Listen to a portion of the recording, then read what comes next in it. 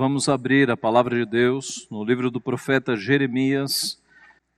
Na nossa sequência cronológica, agora entra o profeta Jeremias dentro daquilo que nós estamos estudando. Jeremias, capítulo 1, versos 1 a 10. Palavras de Jeremias, filho de Hilquias, um dos sacerdotes que estavam em Anatote, na terra de Benjamim.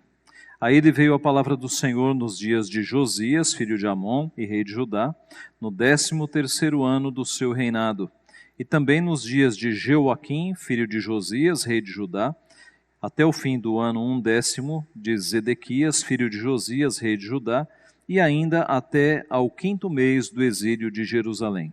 A mim me veio, pois, a palavra do Senhor, dizendo: Antes que eu te formasse no ventre materno, eu te conheci. E antes que saísses da madre, te consagrei e te constituí profeta às nações.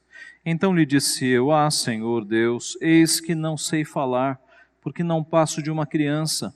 Mas o Senhor me disse: Não digas não passo de uma criança, porque a todos a quem eu te enviar irás, e tudo quanto eu te mandar falarás. Não temas diante deles, porque eu sou contigo para te livrar, diz o Senhor. Depois estendeu o Senhor a mão, tocou-me na boca, e o Senhor me disse: Eis que ponho na tua boca as minhas palavras.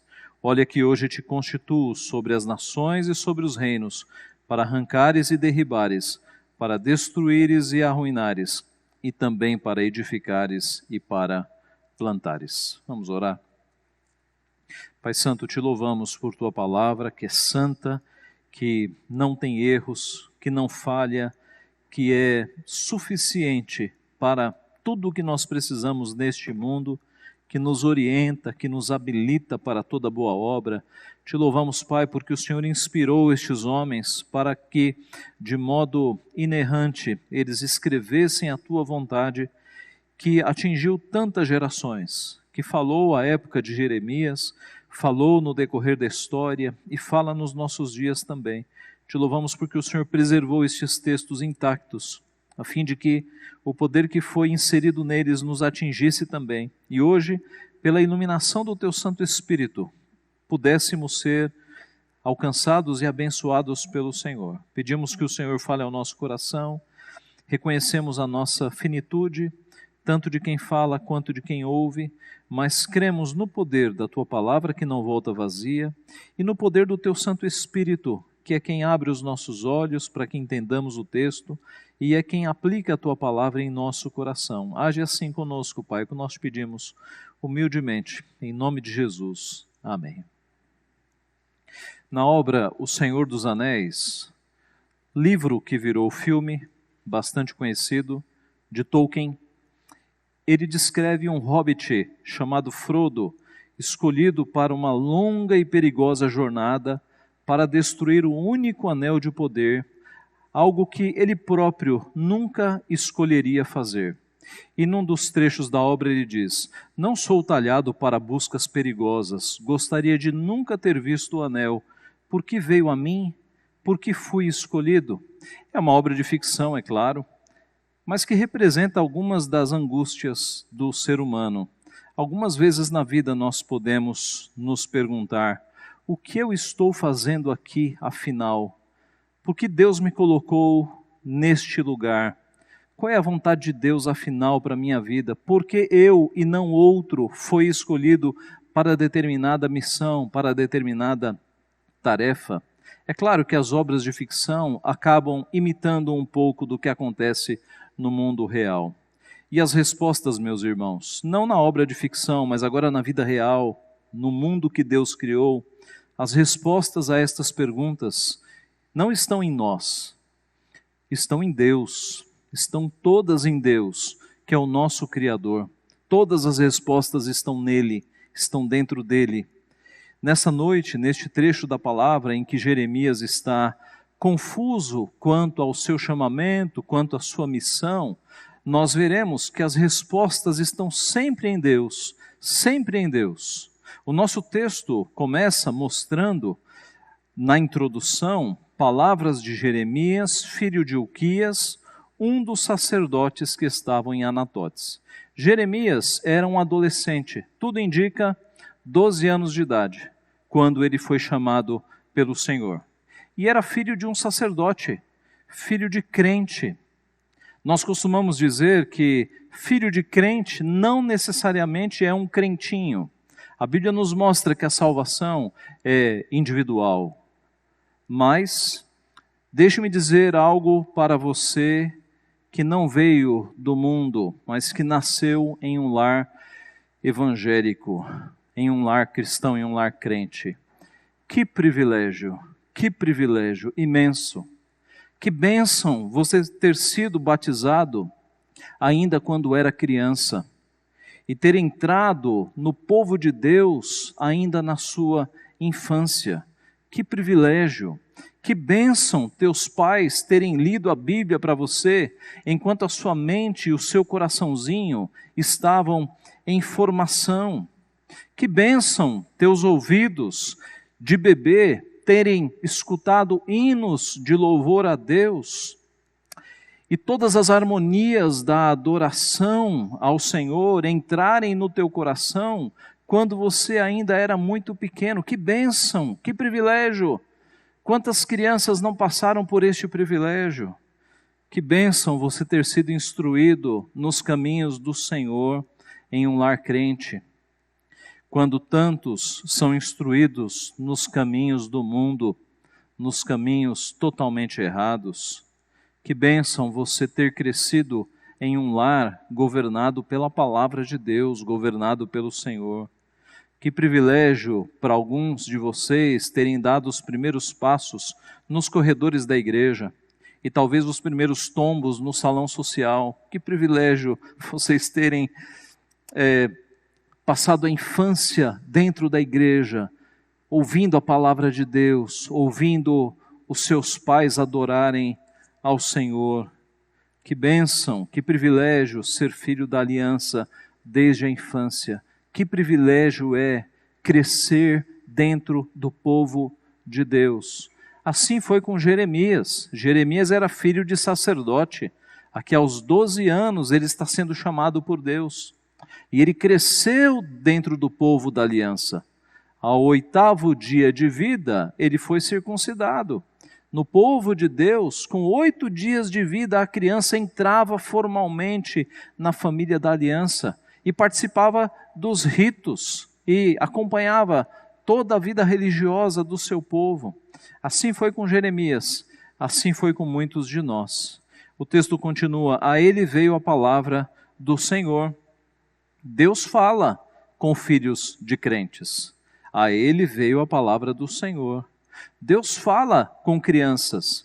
Deus fala com adolescentes. Eu sei que aqui se trata de um profeta. É uma revelação especial para o profeta.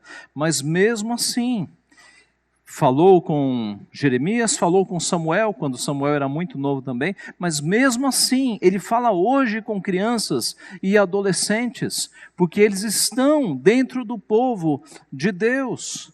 Na medida em que crianças e adolescentes confiam em Deus e conversam com Ele por meio da oração, Deus responde às orações, Deus encaminha a vida, Deus fala. Pela graça de Deus, irmãos, só pela graça eu fui um adolescente crente. E muitas vezes, em muitas situações eu orei e Deus falou comigo. Não falou audivelmente, mas falou pela sua palavra. Respondeu orações, me mostrou que estava próximo, que estava perto. Isso é uma bênção para crianças e crentes que fazem parte do povo de Deus. Você que é criança e adolescente nesta noite, saiba que Deus existe e que quando você fala, Ele está ouvindo. Não tenha dúvida. Todas as vezes que você fala com Ele, Ele está ouvindo. De forma que quando você estiver com problemas, seja na escola, seja entre os amigos, as amigas, busque a Deus. Ele te socorre, Ele ouve a tua oração. Converse com Deus mostrando os teus planos, tuas dúvidas, teus desafios. Ore ao Senhor, Ele está ouvindo. Quando você fala, Ele ouve. Nunca desista, nunca duvide disso. É um Deus que ouve os seus filhos, desde as crianças, os adolescentes, os jovens, os adultos, os idosos. É um Deus que nos ouve. Ele ouviu Jeremias, Ele falou com Jeremias, Ele nos ouve e fala conosco também. Segue o texto dizendo a localização histórica, cronológica. Ele atuou no ministério. O ministério de Jeremias atuou então nos reinados de Josias, Jeoaquim e Zedequias. Foram aproximadamente 40 anos de ministério. Ele começa aqui por volta de 12 anos e ele vai até por volta de 52, por ali 40 anos de ministério. As respostas para as dúvidas do adolescente Jeremias, com 12 anos de idade, as suas inquietações, estão em Deus. E este texto nos apresenta todas essas respostas em Deus. Em primeiro lugar, o texto nos apresenta um Deus que nos escolhe. Um Deus que nos escolhe antes do nosso nascimento, antes de nós nascermos. E muito antes de nós tomarmos conhecimento de quem nós somos. É um Deus que nos escolhe lá atrás. Diz o verso 4, a mim me veio, pois, a palavra do Senhor, dizendo, antes que eu te formasse no ventre materno, eu te conheci. E antes que saísses da madre, te consagrei e te constituí profeta às nações. Antes que eu te formasse no ventre materno. A palavra aqui, formasse, ela é a mesma palavra, estamos aqui no verso 5, antes que eu te formasse. É a mesma palavra, ou é a palavra geralmente utilizada pelos escultores, pelos oleiros da Bíblia, aqueles que trabalhavam com barro para fazer objetos de cerâmica. É a mesma palavra usada por Deus lá na criação do homem e da mulher, em Gênesis 2:7. Então formou o Senhor Deus ao homem do pó da terra e lhe soprou nas narinas o fôlego da vida, e o homem passou a ser alma vivente. Há um destaque, há uma diferença das palavras no Gênesis, porque algumas palavras implicam Deus falando e a coisa acontecendo, mas esse verbo lá em Gênesis dá a impressão de que Deus fez um boneco de barro com as próprias mãos, assim como o oleiro fazia um objeto.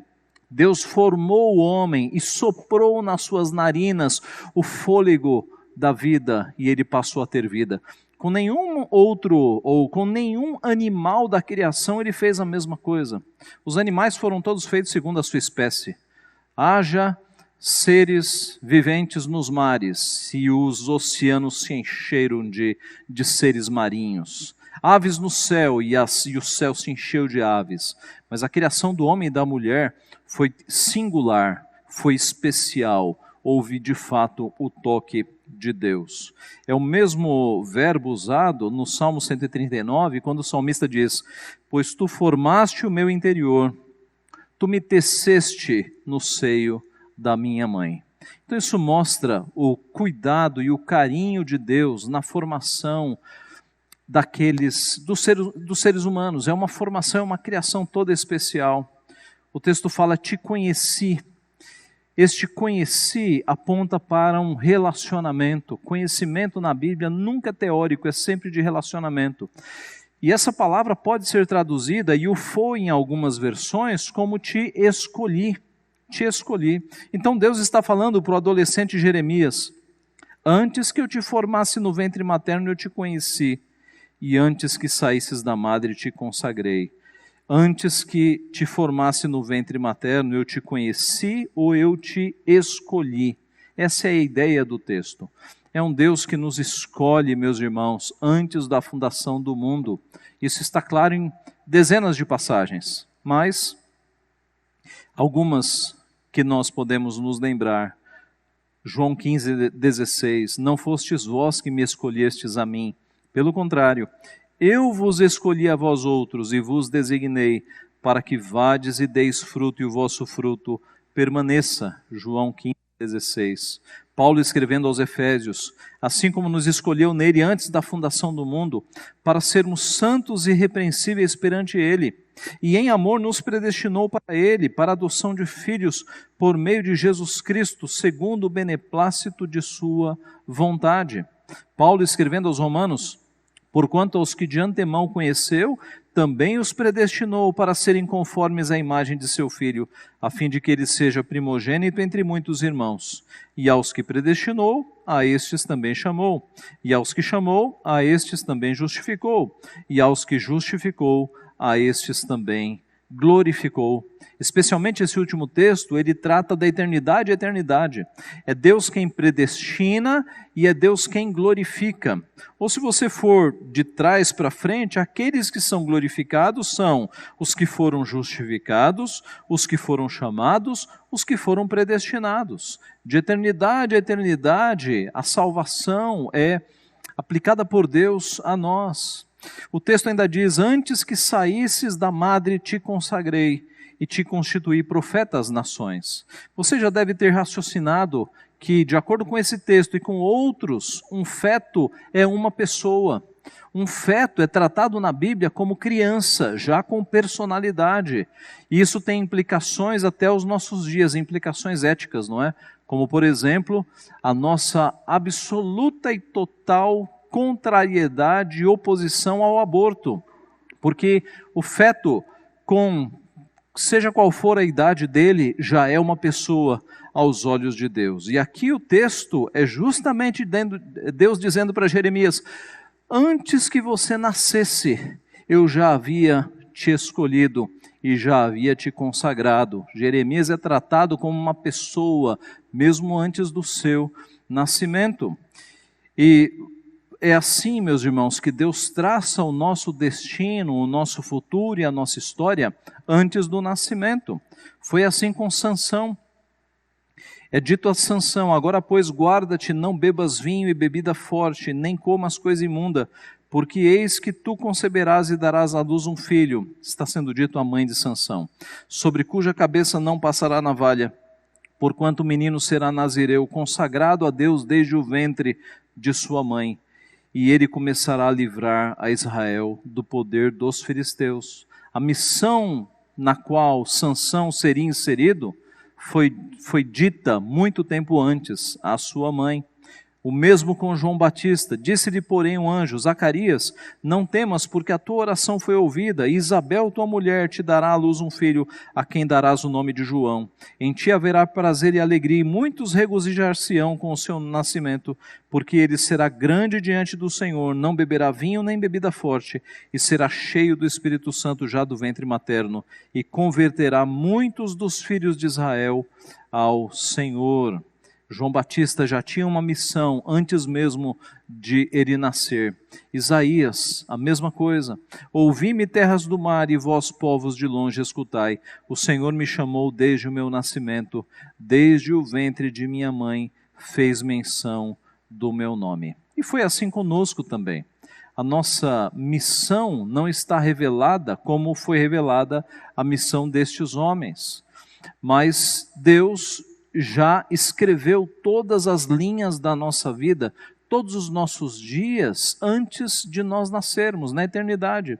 O salmista nos diz no Salmo 139, que todos os nossos dias, o texto inteiro: os teus olhos me viram a substância ainda informe, e no teu livro foram escritos todos os meus dias, cada um deles escrito e determinado, quando nenhum deles havia ainda. Então todos nós, meus irmãos, temos um chamado. Deus, na eternidade, escreve a nossa vida, e quando nós nascemos, nós estamos dentro daquilo que Deus ordenou, dentro do seu plano. Como escreveu um pastor chamado F.B. Meyer: desde o pé da cruz, onde estamos deitados no nosso segundo nascimento, até a beira do rio, onde depomos a nossa armadura, há um caminho que Ele preparou para nós trilharmos. Nenhum de nós está aqui neste mundo ao acaso, sem missão, sem sentido. A nossa vida foi construída por Deus para que nós trilhássemos essa missão, glorificando o seu nome, seja em qual for a profissão, seja em qual for a atividade, em tudo que nós fizermos, nós estamos aqui para glorificar o nome de Deus. Então, em primeiro lugar, este texto nos mostra que as respostas estão em Deus e que nós temos aqui apresentado o Deus que escolhe, o Deus que antes do nosso nascimento nos escolhe. Em segundo lugar, é um Deus que capacita, é o Deus que nos capacita. Veja o verso 6. Então lhe disse eu: Senhor Deus, eis que não sei falar, porque não passo de uma criança. De fato, os estudiosos, fazendo os cálculos do período em que ele viveu, do seu ministério e dos reis onde ele esteve, nos reinos onde ele esteve, chegam a essa conclusão de que ele teria por volta de 12 anos de idade aqui. O que harmoniza com esta fala: eis que não passo de uma criança, não é? Porque numa época em que as assembleias eram ouvidas pelos mais velhos, que lugar teria um jovem, um adolescente de 12 anos de idade para ser profeta, para anunciar o juízo de Deus? Daí o temor de Jeremias: as pessoas não vão me ouvir, eis que eu não passo de uma criança. Não estou dizendo que quem tem 12 anos é necessariamente uma criança, né? Atualizando os termos agora, mas o conceito de adolescência é bastante recente, tem aí algumas décadas. O fato é que para a época ele era extremamente jovem para falar numa assembleia de adultos. Esta fala de incapacidade diante do chamado de Deus é muito característica dos profetas, não é? Moisés respondeu: Senhor, eu nunca fui eloquente, nem outrora, nem depois que falaste a teu servo, pois sou pesado de boca e pesado de língua. Gideão: Senhor meu, com que livrarei Israel? Eis que a minha família é a mais pobre em Manassés, e eu o menor na casa de meu pai. Isaías: então disse eu: ai de mim, estou perdido, porque sou homem de lábios impuros, habito no meio de um povo de impuros lábios, e os meus olhos viram o Rei, o Senhor dos exércitos. Os profetas chamados pelo Senhor sempre mostram esta inabilidade, essa incapacidade, e Deus não os escolhe, meus irmãos, sem propósito. Ele escolhe justamente aqueles que não são altivos e soberbos, aqueles por meio dos quais o seu poder será operado. Ezequiel: como o aspecto do arco que aparece na nuvem em dia de chuva, assim era o resplendor em redor. Esta era a aparência da glória do Senhor. Vendo isto, caí com o rosto em terra e ouvi a voz de quem falava. Esta voz me disse: filho do homem, põe-te em pé e falarei contigo. Então entrou em mim o Espírito quando falava comigo e me pôs em pé e ouvi o que me falava. Quando Ezequiel viu a glória, ele foi ao chão e o Espírito de Deus, e Deus disse: levanta-te. O Espírito entrou e ele se levantou. Mas o Senhor me disse, voltando ao nosso texto de Jeremias: não digas, não passo de uma criança, porque a todos a quem eu te enviar irás, e tudo quanto eu te mandar falarás. Não temas diante deles, porque eu sou contigo para te livrar, diz o Senhor. Jeremias, por volta de 12 anos, ficou muito temeroso com a sua missão. Eis que eu não passo de uma criança, mas Deus disse: não digas, não passo de uma criança, porque a todos a quem eu te mandar você irá, e eu sou contigo para te livrar. Eu sou contigo. Meus irmãos, muitas vezes, esta fala, esta frase do nosso Deus, eu sou contigo, é o antídoto contra o temor. É o antídoto contra o temor. A figura que me ocorre é o seguinte, e os homens vão entender mais essa figura. Imagine que você tem 100 homens na sua frente, prontos para te atacar. E aí Deus fala: eu estou contigo, pode ir. Nós vamos imediatamente, conhecendo a força e o poder de Deus. Uma aplicação então mais abrangente para todos. Imagine-se diante dos problemas da tua vida. E Deus dizendo, e não dizendo oralmente, mas agora dizendo na sua palavra: eu sou contigo, minha filha, eu sou contigo, meu filho, vá em frente, vá em frente.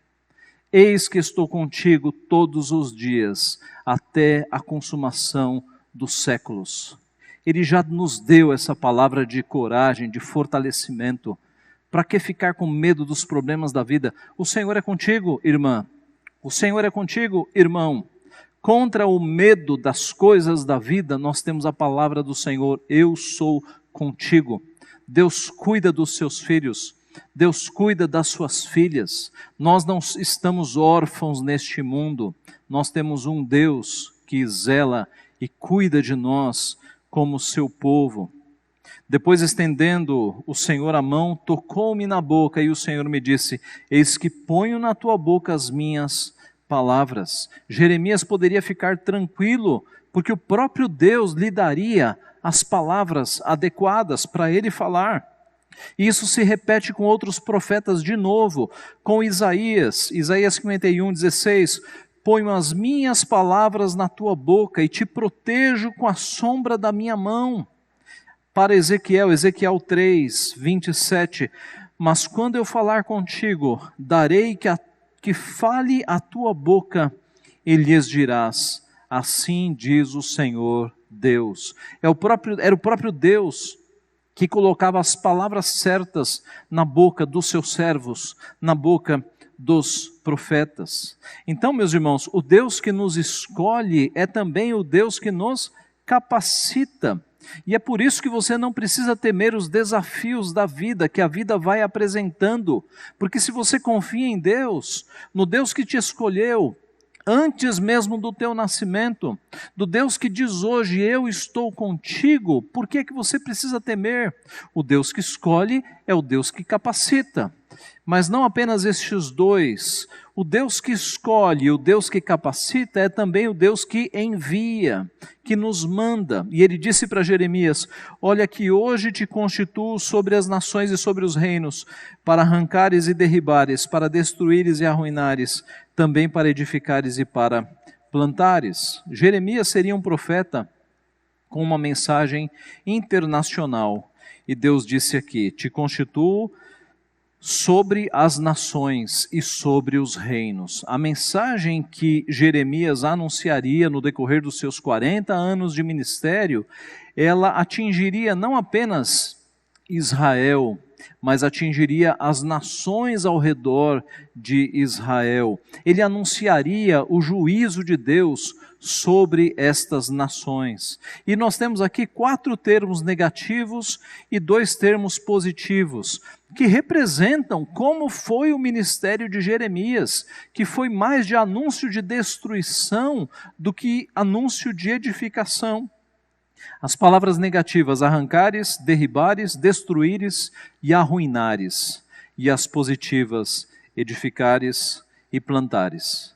Isso significava que Deus arrancaria nações, derrubaria reinos e poderes, destruiria países, arruinaria povos, mas também que ele edificaria e ele plantaria. E nos 40 anos de ministério, esta foi a mensagem do profeta. A mensagem de Jeremias foi tão dura, e o juízo que se operou na sua vida foi tão difícil, que Jeremias, ele é apelidado por alguns de o profeta chorão. Talvez por causa do livro de Lamentações de Jeremias. Mas este é um apelido injusto, porque o choro de Jeremias não era o choro de uma criança mimada, de um chorão. Era justamente, meus irmãos, a empatia de Jeremias com os pensamentos de Deus. O sofrimento de Jeremias era um reflexo do sofrimento de Deus, da lamentação de Deus sobre um povo que havia virado as costas, que havia buscado a idolatria. Então é por isso que o ministério de Jeremias foi de lágrimas e foi de lamentação. E as lamentações e as lágrimas do profeta, na verdade, refletiam as lágrimas de Deus, a tristeza de Deus por causa de um povo que havia adulterado, de um povo que havia buscado outros deuses. Este era o Deus que havia enviado o adolescente Jeremias. Este é o Deus que continua nos enviando hoje em missão. Nenhum de nós aqui tem uma missão igual à do profeta Jeremias. O ofício profético, ele ficou no Antigo Testamento especificamente, mas há um sentido hoje em que todos nós somos profetas. Porque a palavra profeta, ela significa aquele que fala da parte de Deus. Então há um sentido em que hoje a igreja, os filhos, são os profetas. Porque nós falamos da parte de Deus. A palavra nos diz que nós somos embaixadores de Cristo. E o embaixador fala em nome do rei, em nome do reino. Então, hoje, a semelhança de Jeremias, nós falamos da parte de Deus e uma mensagem importante para as nações. A Bíblia tem uma mensagem relevante para o cenário mundial, ainda hoje, nos nossos dias. A palavra de Deus, ela é eterna, meus irmãos. E enquanto existir nações, a palavra de Deus estará falando com estas nações. E hoje nós somos os portadores desta mensagem importante. Jeremias, Isaías e os irmãos do Novo Testamento, os apóstolos, todos morreram. Hoje nós somos o povo de Deus. Nós somos os responsáveis por espalhar esta mensagem, por mostrar ao mundo, de fato, o juízo de Deus sobre as nações e sobre os indivíduos que não estão com Deus, que não estão com Cristo. Esta mensagem continua urgente e continua importante para todas as nações. Hoje nós somos enviados por Deus para glorificar o seu nome nas nossas atividades, desde a dona de casa que varre o quintal, que lava a louça, que limpa os móveis, ao operário, ao comerciante, ao empresário, ao estudante, ao médico, em quaisquer áreas que Deus nos colocar, nós devemos glorificar o nome de Deus em tudo que nós fizermos. Quer comais, quer bebais, ou façais qualquer outra coisa, tudo deve ser feito para glorificar o nosso Deus. Meus irmãos, nós estamos nesta vida como filhos de Deus, enviados para mostrar ao mundo a glória do nosso Pai. Como escreveu Pedro, vós, porém, sois raça eleita, sacerdócio real, nação santa, povo de propriedade exclusiva de Deus, a fim de proclamardes as virtudes daquele que vos chamou das trevas para a sua maravilhosa luz. A fim de proclamar o quê? As virtudes daquele que vos chamou das trevas para a sua maravilhosa luz. Este é um belo resumo de vida. Para que é que nós vivemos? Para proclamarmos as virtudes daquele que nos chamou das trevas para a sua maravilhosa luz. O Deus que escolhe é o Deus que capacita e é o Deus que envia. Nós não estamos nesta vida, meus irmãos, para juntar dinheiro e comprar bens e deixar isso para os nossos filhos. A vida não se resume a isso. Nós estamos nesta vida para glorificar a Deus em tudo o que nós fazemos, no nosso trabalho, no nosso lazer, nos nossos estudos. Tudo o que nós fizermos deve apontar para Cristo e apontar para Deus. Concluindo, por vezes nesta vida nós nos perguntamos, o que é que eu estou fazendo aqui? Qual é a vontade de Deus nisto tudo? Por que eu? Por que Deus escolheu a mim para fazer essas coisas? E todas estas respostas estão no maravilhoso e secreto plano de Deus. Deus planejou isso. Deus te colocou onde você está.